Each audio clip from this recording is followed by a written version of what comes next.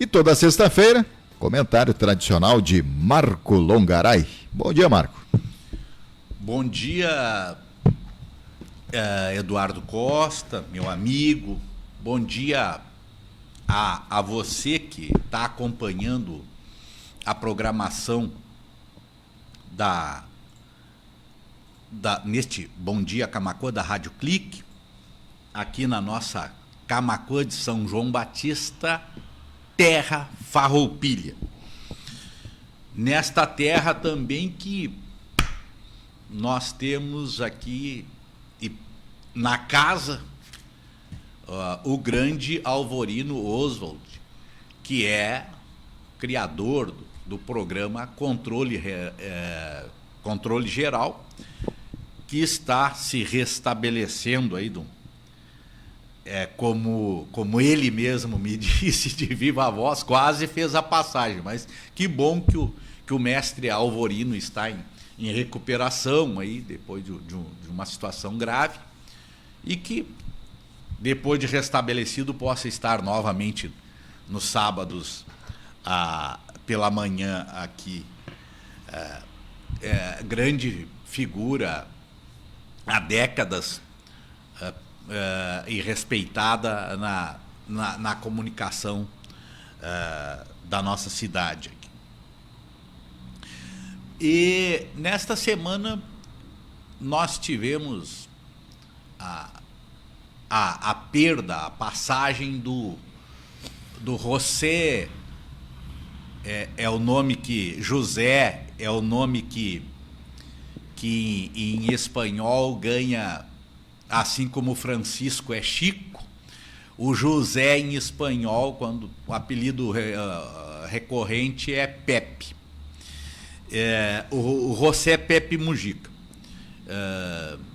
guerrilheiro nos anos 70, teve por vários anos preso durante a ditadura militar, e assim como Nelson Mandela teve 27 anos preso, e por conta do apartheid na África do Sul, imaginaram que depois de 27 anos o Mandela poderia sair da prisão cheio de rancor, de ódio. E quem conhece a história do Mandela sabe que não foi nada disso.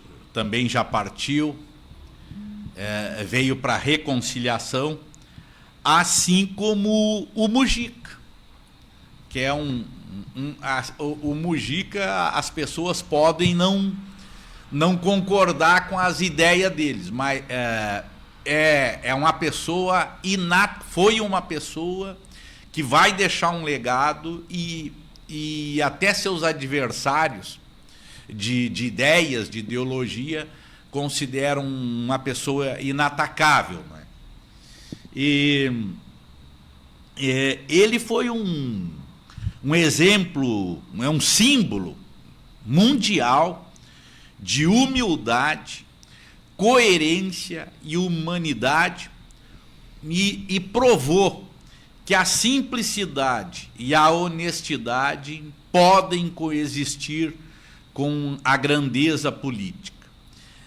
Ele dizia, eu não sou... As pessoas era tido quando presidente como o presidente mais pobre do mundo. E uma das frases dele era, eu não sou pobre, eu sou sóbrio, de bagagem leve, vivo com apenas o suficiente para que as coisas não roubem minha liberdade. Com certeza o Mujica vai fazer muita falta. Ele era frequentemente entrevistado, até cair por último, descobriu câncer no ano passado, já agora faleceu com 89 anos, beirando os 90. Frequentemente ele era convidado para grandes redes de TV, enfim, para documentário, para entrevistas, enfim, e Ele que nasceu num bairro humilde de Montevidéu. Todo o Uruguai tem menos de um terço em torno de um terço da população do Rio Grande do Sul. Basicamente, metade da população uruguaia está na capital Montevidéu, acho que é 3 milhões e pouco de habitantes que tem todo o Uruguai, e acho que 1,5 milhão em Montevidéu. Assim, a grosso modo, aqui eu não estou falando de alguém contestar o marco, mas é basicamente isso, assim, por alto.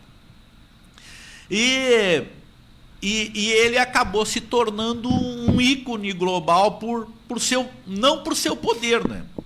Mas por sua recusa a ele. Enquanto muitos políticos se perdem na corrupção e no luxo, o Mujica escolheu viver com menos para ser mais.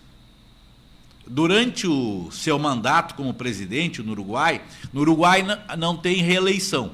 Os mandatos são de 5 anos, e ele foi presidente de 2010 a 2015. Ele doou, alguns dizem, ele doou mais de 70% do que ganhava. Algumas informações chegam a 90% do seu salário, doava o salário para programas sociais e manteve uma vida simples em uma pequena casa rural, longe dos palácios presidenciais. A sua filosofia de vida, minimalista, não era apenas um gesto simbólico. Ele não fazia, às vezes, assim, vou tomar um cafezinho num copo de vidro ou para aparecer. Não, ele não fez isso. Ele não fez isso apenas para uma fotografia, para uma encenação. Quem acompanhou a vida do Mujica, morando ali numa casa simples, no interior, aquele fusquinha azul que nos faz lembrar, de certa forma, o ex-prefeito Hermes, aqui em Camaquã. Então, ele nunca fez disso um propagandismo. É o cara que viveu como ele dizia, na simplicidade. Aquilo não era uma propaganda. E ali, na sua modesta, com aquele seu sem seguranças, naquela modesta propriedade rural, cultivando flores, e que ia vender no mercado local, né? Preso político na ditadura, por 14 anos, esteve encarcerado, e muito desses anos, existe inclusive filmes, coisa e tal, em condições desumanas, mas ao contrário de muitos que saíram da prisão cheio de ódio, como eu já disse no início deste comentário, Mujica emergiu como uma mensagem de reconciliação. Ele não é apenas o Mandela da América do Sul. É preferível dizer que a África teve o seu Mujica. Mujica, ele nunca quis ser um mito, e por isso se tornou basicamente recusou homenagens e evitou cultos a personalidades. Foi apelidado pela imprensa de o presidente mais pobre do mundo, um título que abraçou com orgulho, pois no fundo sabia que era um homem rico. Um cara assim não se vai. Mujica morreu, mas contra a sua vontade alcançou a imortalidade. É uma matéria lá do UOL, que em parte, por óbvio, eu conheço e saberia dizer, mas é uma matéria escrita. Entre outras coisas, ele disse que o pior inimigo de um pobre é outro pobre que se acha rico e que defende aqueles que os tornam pobres.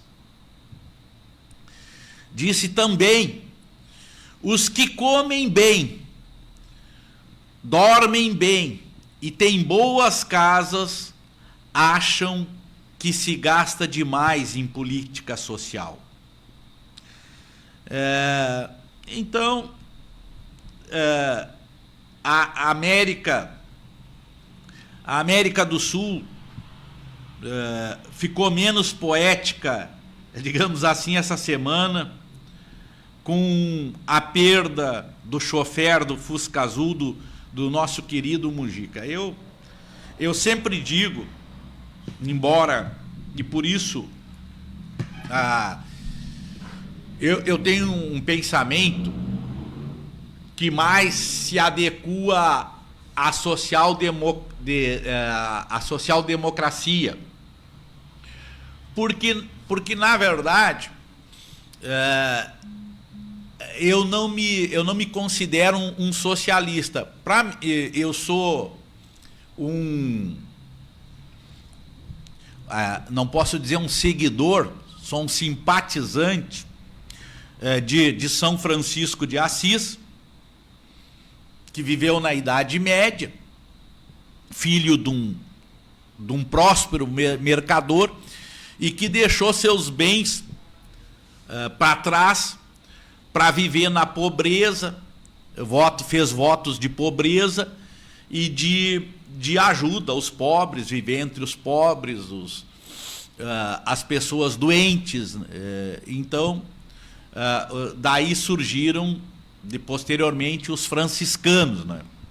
Eu não fiz votos de pobreza, eu vivo numa sociedade capitalista e imagino, no meu pensar, que o Estado, digamos, a União, tem o dever de prover o bem-estar social para todas as pessoas, para buscar um equilíbrio, de tal forma que a gente, às vezes, ao passar aqui numa esquina e ver os nativos desta terra de Pindorama, o Brasil, nós não vemos aqui os indígenas nas esquinas, às vezes, esmolando, ou outras pessoas tantas que não têm a questão, o básico de se vestir, de estudar, de poder ter um lazer, o transporte. Então, eu acho que numa sociedade que nós já temos pessoas trilionárias em dólar, e temos 800 milhões de pessoas no mundo, mais ou menos 10% da população, que eu digo aqui, que durante o dia vão dar um jeito, mas tem 800 milhões de pessoas por dia que acordam sem saber se vão ter uma refeição, né? Durante o dia, é como diz um ditado, um dito africano, o que se refere à África. Todo dia na África, uma gazela acorda de manhã e sabe que, se ela não correr muito, um leão pode pegá-la. O leão acorda com fome de manhã e sabe que, se não correr muito, não vai poder apanhar uma gazela, enfim, e vai ficar com fome. É uma vida de disputa, é uma reflexão dura, né? Mas significa que na vida todo mundo tem que correr muito todo dia. E disso um pouco o Mujica falava. Uma das falas dele, Eduardo, é o seguinte, ó: quando a gente compra coisas, quando a gente adquire bens, nós não estamos adquirindo com dinheiro, nós estamos adquirindo com o tempo que a gente gasta para adquirir aquilo. Seja uma geladeira, uma viagem, um carro, tu não está adquirindo com dinheiro, tu está adquirindo com o tempo que tu gastou trabalhando para conseguir aquilo, né? E às vezes eu faço um pouco também de pensar isso. Muita gente fica economizando. Eu sou bastante poupancista, mas será que não poupancista de acumular, porque a vida não... Nem todos têm um ganho bom, coisa e tal, E às vezes a gente precisa pensar na velhice, enfim, mas às vezes a gente fica postergando uma viagem, um passeio, enfim, e quando vê, tá ali o convite enfim, pro velório da pessoa, da gente, enfim. Então, essa reflexão tem que ser feita, né? E esta semana, eu perdi um familiar, Paulino Laguna Longaray, primo irmão do meu pai, casualmente,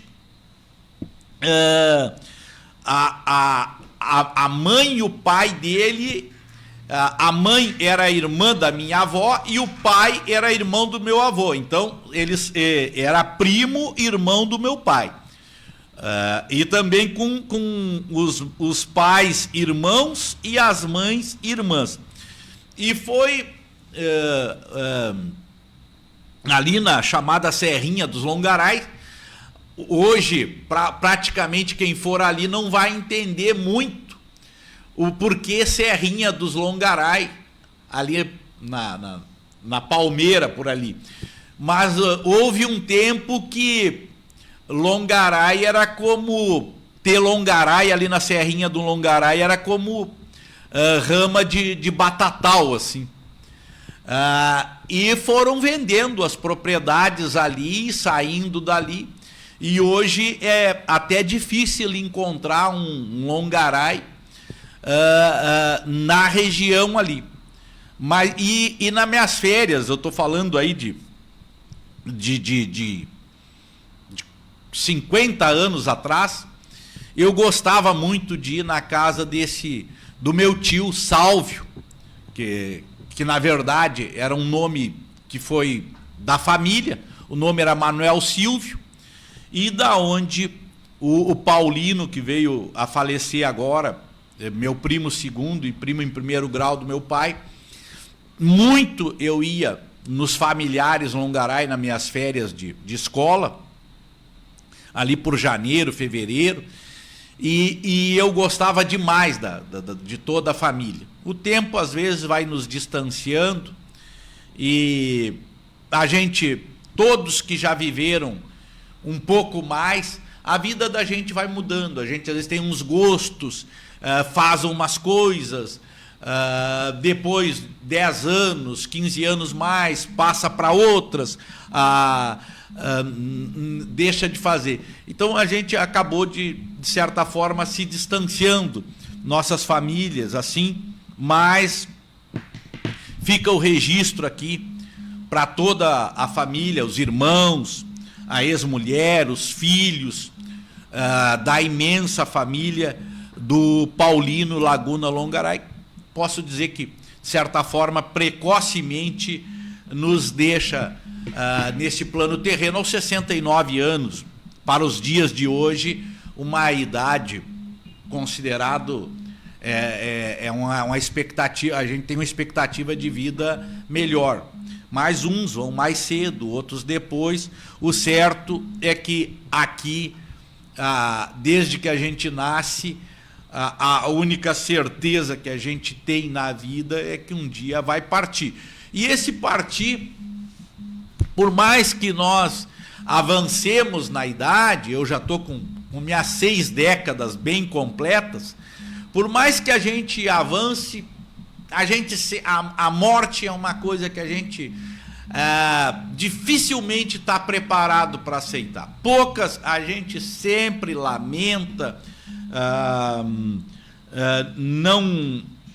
a gente não é uma coisa, mesmo aqueles que estão, Eduardo, já numa situação, falo aqui sobre falecimento, mesmo aqueles que estão aqui numa situação assim já crítica, coisa e tal, às vezes acamado, já terminar, quando chega a hora definitiva, o ser humano, olha, 9 em cada 10 não estão preparados ainda, a não ser que esteja num caso muito, muito grande de sofrimento, para ter uma aceitação maior. E eu te confesso, e confesso a quem está ouvindo o meu comentário, eu sou apaixonado pela vida, sou apaixonado. Eu não tenho medo da morte, mas tenho receio. Não porque eu acho que tenho que assim alguma coisa para me penitenciar demais, mas porque eu sou um apaixonado pela vida de fato. Então assim, hoje então faço esse comentário e encerro dizendo que apesar de hoje aqui no município de Montenegro terem detectado lá num criatório de frangos a gripe aviária, e já fez com que a China suspendesse toda a importação de frangos do Brasil, o que é até se esclarecer essa situação, se superar, outros mercados podem vir a suspender a compra de frangos do Brasil por conta de um único local, né? Mas é uma questão sanitária que a gente tem que compreender, assim, digamos, o receio, como palavra que eu usei há pouco, dos outros países. Mas nós estamos num momento aí com o emprego em alta, empresas se instalando no Brasil.